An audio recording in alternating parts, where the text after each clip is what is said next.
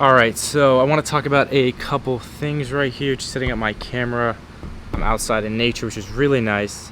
I'm in New Jersey right now, and my camera is getting a little bit foggy because it is humid right now, and so the camera might fog up a few times. And I have some things that I've written down in my notes, and one thing that I wrote down in my notes is that your mind is the culprit.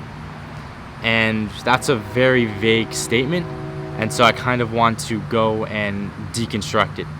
And I guess the first thing that comes to mind when I say that your mind is the culprit is that I think that our mind creates a lot of problems and then tries to give us a solution for those problems.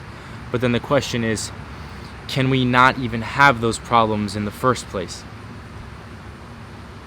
And so when I go to try to dilute these problems and to realize that our thoughts are not necessarily real, and that our thoughts are not necessarily who we are, because I think that if we can begin to observe our thoughts rather than become them, then we're not going to be so emotionally attached to them.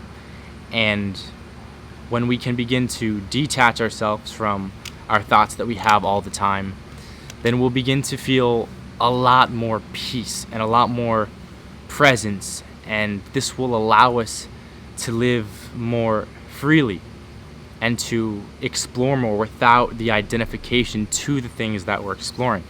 For example, beliefs. Our mind latches onto beliefs all the time because to have a belief, there's comfort and there is security, because along with the belief there can be a group, there could be a group identity, a label that comes with that.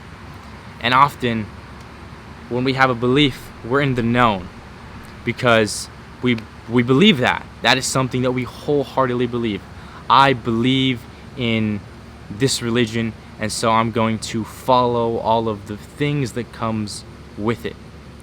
I believe that I'm this type of person. So then you're going to continue to live your life within the confines and this sort of box of that belief, because a belief has its own sort of world. And I think one of the problems of beliefs, which is a byproduct of the mind, is that beliefs can stop us from searching and seeking and exploring. And this is something that Sadhguru talks about. And one thing that he says is that to have beliefs is dying in installments, meaning that the more things that we believe, the less alive we are.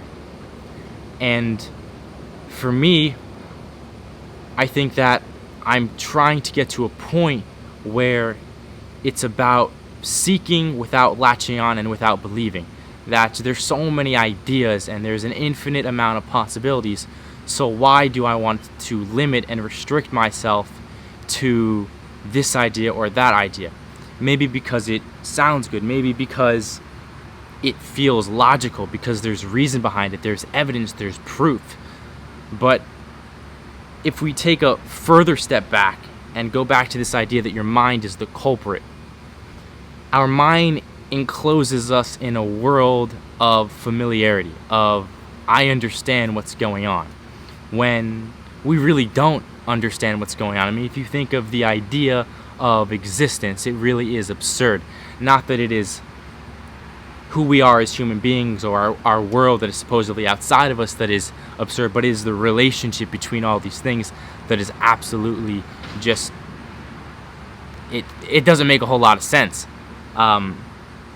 And so I think when you can become comfortable in this idea of the unknown, then your mind begins to crumble in a way.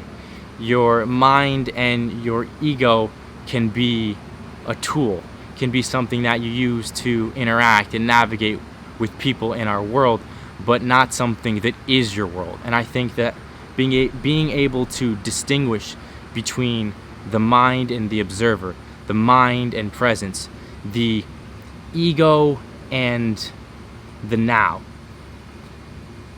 You don't need to have this personality that you are, that is the entirety of how you see yourselves and how others see who you are.